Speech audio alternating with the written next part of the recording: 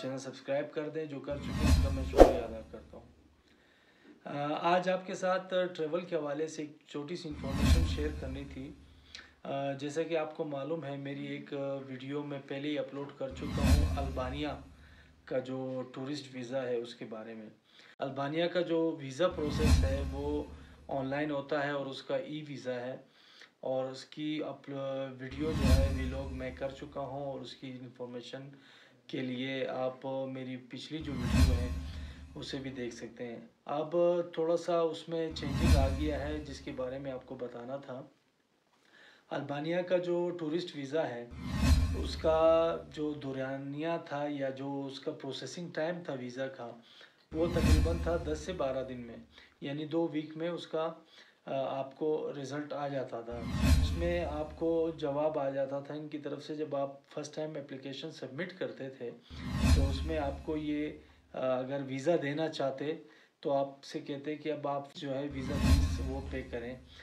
इनकी जो visa fees थी वो तकरीबन 20 यूरो है। तो वो एक साइन होता था, सिग्नल होता था कि आपका जो वीज़ा है वो लगेगा।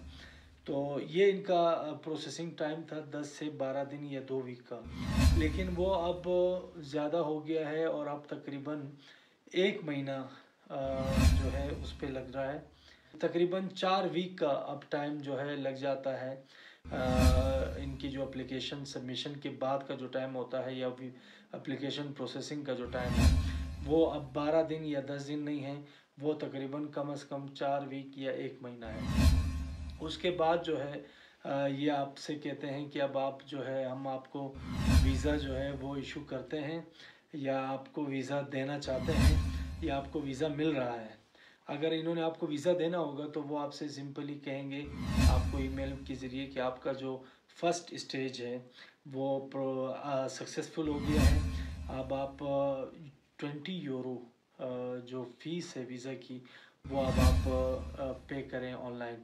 और उसका जो ऑनलाइन तरीक़ेकार है वो बैंक के थ्रू होता है। उसका जो तरीक़ेकार है वो ऑनलाइन होता है, और उसके लिए अगर आपका कोई जानने वाला है जो इटली या यूरोप की किसी भी कंट्री में रहता हो, वहाँ से भी वो कर सकता है, वो 20 यूरो पे कर सकता है। पर अल्बानिया का जो वीज़ा है ई वीज़ा, ये पाकिस्तान से बहुत ज़्यादा अप्लाई हो रहा है, बल्कि कई कंट्री से बहुत ज़्यादा अप्लाई हो रहा है, और इसी वजह से इनके ऊपर बहुत ज़्यादा लोड है एप्लीकेशंस का। तो मेरा यही ख्याल है कि ये इसीलिए इतना टाइम ले रहे हैं।